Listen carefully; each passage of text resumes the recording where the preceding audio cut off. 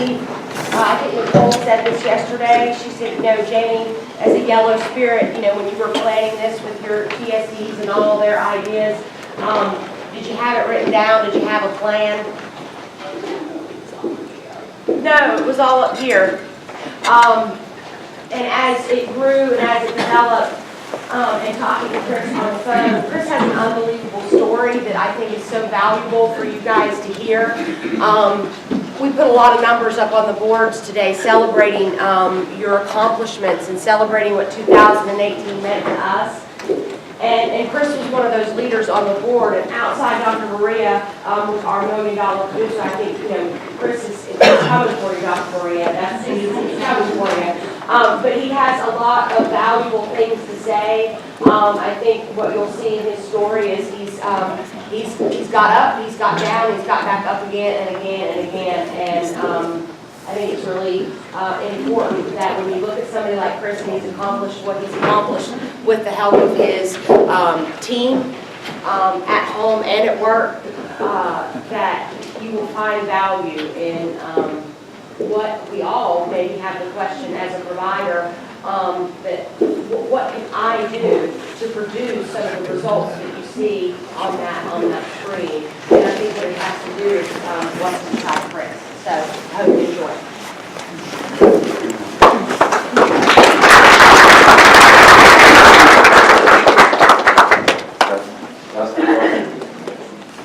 All right. So for most of you probably already know me because of the dance thing last night. You start playing Michael Jackson, you know what's going to happen. Anyway, I'm from California. I'm not originally from Georgia. We're Californians. Yeah. I pretty much grew up in Anaheim, California, and moved out to Georgia about 13 years ago. I've got 4 kids. My oldest son, he's 20. His name's Bailey. I've got another boy, he's just about 18. That's Parker. And then I have twins that are boy-girl twins that are just about to be 15. My daughter constantly reminds me that she's older because she was born first. But the 2 of them being twins, it's important for them. So if you have a family and you have kids, you know that life around my house is just probably as busy as your household, especially with the day in and day out routines. When we first brought the kids home, the twins home, we had 4 kids under the age of 4. And that was something that was, it took a little getting used to. But part of the reason why I think I was invited to share my testimony today is not just about, you know, living the brand and being here at Hearinglife and all this great stuff, but really, I think my story is one a little bit more about adversity, failure, reinvention. You see, what I've learned about life is about chance.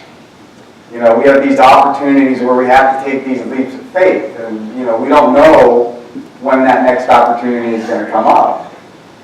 But see, it's those leaps of faith that sometimes, you know, define who we really are on the inside and on the outside, and that's kind of what we do in our day in and day out work that we do. So, in order to kind of understand my story, I don't have this fancy PowerPoint presentation. I had to write it on the notes. So, you know, I've had to reinvent myself probably about 6 times, okay? And I've been knocked down more times than you can shake a stick at, and had to pick myself back up and get back to work. And I promise that I'm going to share with you a few of these things today, because I know that everyone wants to get going and all that stuff, but I wanted to talk to you about where I started out, kind of what it was like and what it's like now. I started my career in banking and finance when I was about 17 years old, okay? My brother David, he was working at a mortgage company, and I was working like 3 retail jobs at the Macy's, Broadway, and Bullock's at the time. And I was making nothing. And he was making like $2,000 a month. And I'm thinking, you know, that sounds a lot better than working 3 part-time jobs. So he hooked me up with an interview at this company, and I said, okay, well, I'll go on and interview for it. And I got the job, copying loan packages in the mailroom. So the job that I had in Men's Warehouse, we all had to wear suits and ties. So I showed up on my first day in the mailroom with a suit and tie on, and within 2 days, some guy comes up to me, he's all, how do you like your new job as a loan officer? And I'm like, dude, I just copy packages here, man. He's all, you're not a loan officer? I said, no, I'm not a loan officer. And he says, well, you don't belong in the mailroom. I've got a job opening over in the underwriting department. I want you to come over and interview for it. And I thought, okay, well, I'll give it a try. So Mike Stone was the guy that got me my first job in the underwriting department. And he was a mentor of mine. He taught me more things than I ever knew. And to be honest with you, my career kind of took off at that point in time. And over the next 5 years of doing that, I became, at the age of 24, working for Continental Grain, which is what it was at the time, the second largest privately held corporation in America. I was the vice president of credit and finance, and I was doing over $4 billion a quarter in loan sales. And I didn't know where I was going, but this guy mentored me, and he showed me how to do things. But see, unfortunately, I was young, and my youth got the better of me. I made a whole lot of mistakes, and that great company that I helped to build up to become this thing, I lost that great job. And I was ashamed of myself, and I was ashamed to admit it, because, you know, life sometimes throws you curveballs, all right? But sometimes you're the one that's throwing it. And I was the one that was throwing it at the time. But I didn't stay down for too long, because eventually the traders that I was selling the loans to, they're like, well, we need you to get back to work. So they helped me build up another company. It was a company called Mortgage Direct, and that company grew quick. And I decided in 1999 that I wanted to do it for myself. You see, I started in the garage at home, and we had kids, and my wife was like, you know, this really isn't the place to start a business. Why don't you get out and open a real office? So we did, and believe it or not, that company called loansquicker.com took off and became something very special. Our friends and our families, and we grew to about 85 employees, and it skyrocketed. We were doing business in 21 states and stuff like that, and life was going great once again. And that was until the housing market crashed. You know, see, what happened was, all those bankers that I was selling loans to, well, they wanted me to buy them back. All right? So that became a problem, because, well, once you happen to start buying millions of dollars of loans back, you go out of business, you lose your house, you lose all your material possessions. And, you know, for me, at that point in my life, it was one of the greatest pains that I had ever felt, because I had just lost everything that I just thought that I had grown. And it was like, golly, I just did this and I was successful, now failure again. It just was a really low point. But during this time, I took some odd jobs. You know, I was still writing loans, but I didn't go back as far as like working at Macy's and Bullock's and all that stuff. But I was back on writing loans again. And I started working for a buddy of mine, Victor. And I had Victor back in 1994, okay? And Victor had just completed a 12-step recovery program at the time. And he needed help getting finance for the loan. And I helped him get that financing for the loan. So fast forward, this is 2000, and I think we're in 2008, something like that. Anyway, I'm working with 2006. I'm working with Victor in the office, and he says to me, he says, hey, how would you like to go to Georgia? I mean, well, what would I do in Georgia? He says, well, let's just move to Georgia. I want to retire there. And I didn't know anything about Georgia. I talked to my wife, and we flew out the 4th of July weekend that year, and 3 months later we packed up and we moved. And now we're living in Georgia, and that was the first time in my life that I was actually alone with my family and kids, because we used to have all this chatter around us. And when it becomes like that, your bubble gets very isolated, because we didn't know anybody in Georgia. So we lived in Flowery Branch, Georgia, which is home of the Atlanta Falcons. And as fate turns out, my next door neighbor, I did a loan for, and she was in the hearing aid industry, all right? Her name was Deb. And I didn't know about this stuff, but she's telling me all about hearing aids and what she does. She was like a traveling closer. She worked for Miracle Ear. She did all this great stuff, and she was telling me about all this money that she was making doing hearing aids. And I'm thinking to myself, I'm not digging the hearing aid thing. I'm still over here in the financing and banking sector. I don't know anything about that. I want to stay in my safe zone. So we started getting homesick. We went back to California. But at the time, I had been working for a company called MetLife, all right? And MetLife Bank, I put in a job transfer. We packed up. We sold the house. And, U-Hauls, we got the U-Haul behind the Suburban. We're in Tennessee. My boss calls me. He's like, you know what? Job transfer didn't go through, buddy. You got no job going back to California. I just spent my last $10,000 on a move, packed everything up, put it into storage, just flew the kids to California to live at the in-law. See, that was just supposed to be like a little 3-month ordeal that turned into like a 6-9-month ordeal. And I was pissed. My wife's like, turn the car around. I'm like, I can't turn the car around now. I mean, we've come this far.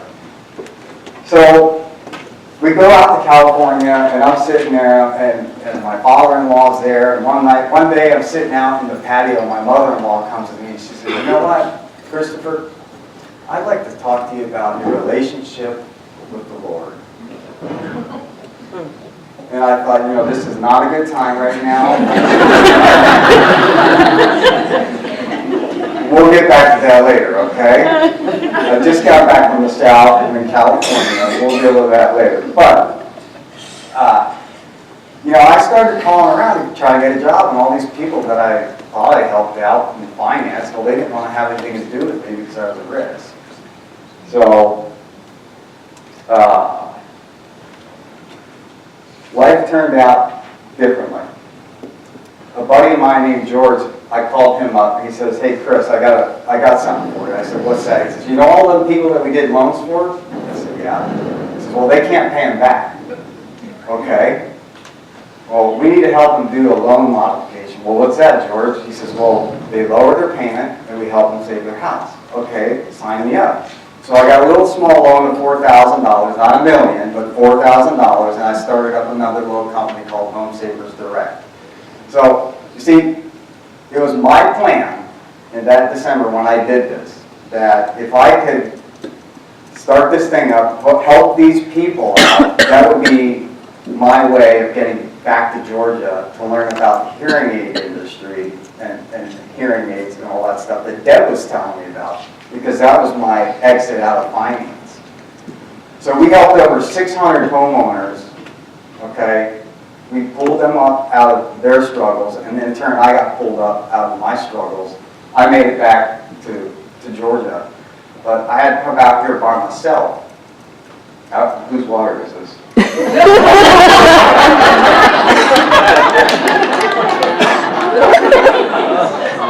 That's vodka.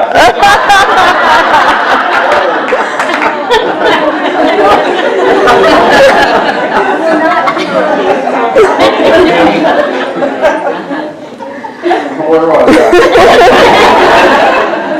Georgia all alone. I made it back to Georgia? By yourself. Yeah!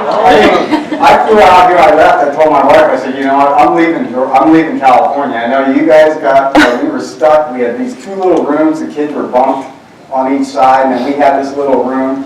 My in-laws, they were wonderful people, but really small house. Anyway, I make it back to California, and Deb's like, well, I'll help you, but you got no place to stay, so you can stay on my floor. She had a house, but she only had one bedroom, and there was the floor, and I stayed on the floor for 3 months. Wow. On a sleeping bag. But they gave me a job, my first job in this industry as a PCC in 2009. I started working for Miracle there, and I was making $9.25 an hour. Okay, so think about that. A few months later, with the help of my in-laws, we were able to get a home in Georgia. I was able to get a second chance again, a third chance, fourth chance, or whatever you want to call it, and get my kids back out here with my wife. And life started going on its course. Now, I knew I didn't want to be a PCC because I wanted to be a hearing care practitioner. I mean, that's really what I wanted to be. And as fate turns out, Deb started teaching me all these things. And the hearing, when you're learning about this stuff, it can be a little bit boring.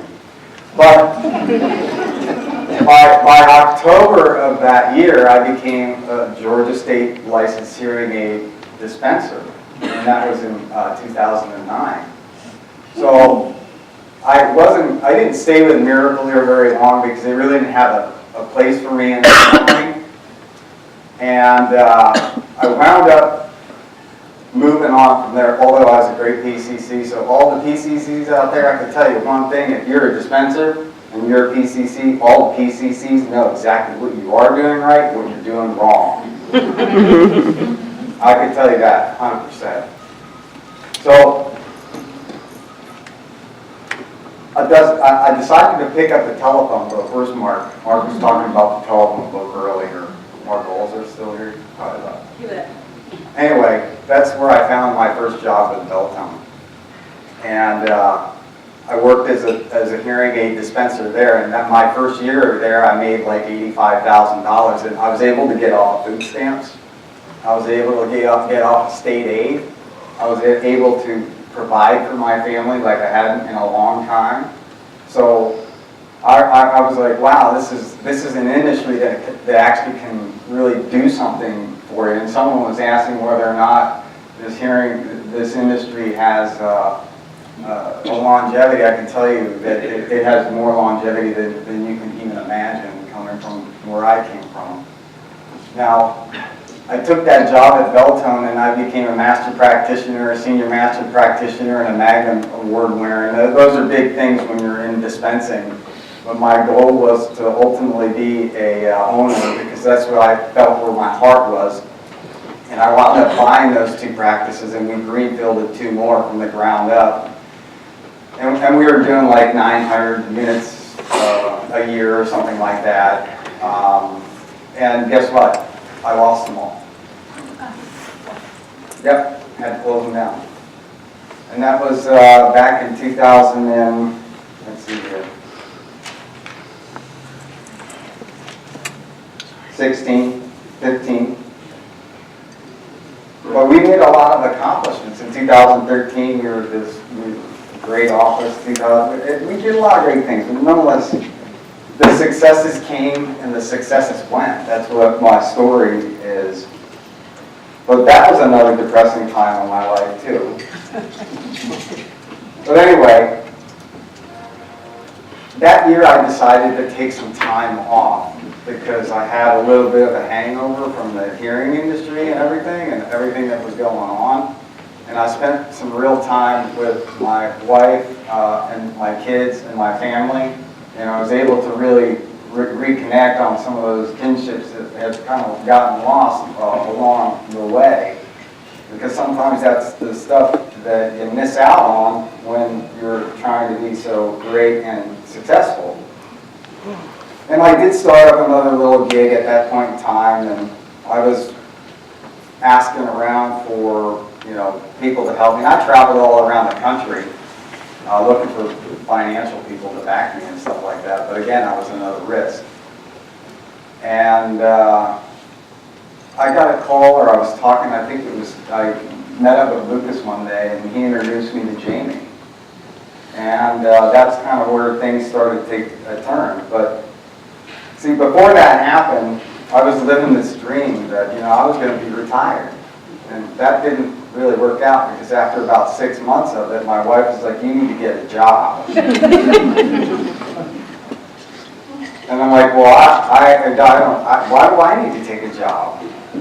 But she was very insistent upon it, and I had to take a job. So, and I was very bitter about it. And I was very, very bitter because I actually saw myself as something different.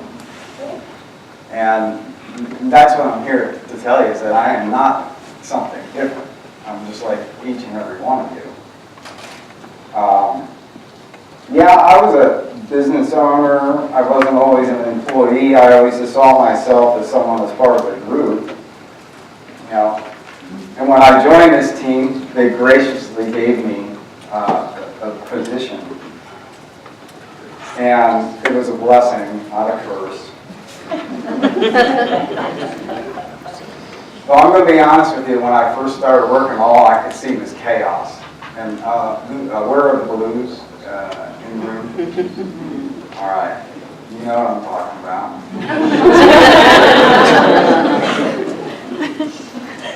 I mean, the office was a mess, it was cluttered and dirty, and that's not the kind of, when you have 4 kids, you can deal with that at home. But at the office, man, that's not the way it is.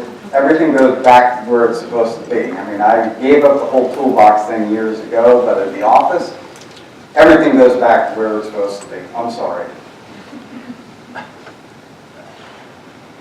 So my wife one day comes in and my boys come in and they all help clean up the office. I beg them. But the rest of the house cleaning and housekeeping kind of came on its own. And, there was transitions within our office too. And, some of you all may have faced some of these transitions or you'll be going through these transitions. But what I found is that there's people that want to be on the team, and then there's people that don't want to be on the team, and then there's people that are on the fence. And all I knew is that I wanted to be successful at whatever I did. And that first month that I started working with this organization, I did over $100,000, and I did over $100,000 every month thereafter. You know why? It wasn't just because I wanted to sell hearing aids and help people, but I just wanted to make a difference in a company that I saw that was making changes all around us. See, I didn't see that at first, but I saw all these, the dirty office and this, that, and the other. But I began to see that this company is not just this small little office in Gainesville. It's a global company. It's something bigger than just Gainesville, Georgia. See, I know that my failures, and I have to read this part here because this is important. I know that my failures have made me successful in what I do, but I've also learned that it's only through struggles and adversities that we grow. Because at the same time when we grow, this is another important thing, we have a duty to pull people up with us. My wife had reorganized these notes for me the other day, so I have to go back and tell you the story about Omar, how I met Omar. You see, Omar I met years ago because my boys are in wrestling, and they've been in wrestling for 9 years or so. And he was the assistant coach, and he did that voluntarily.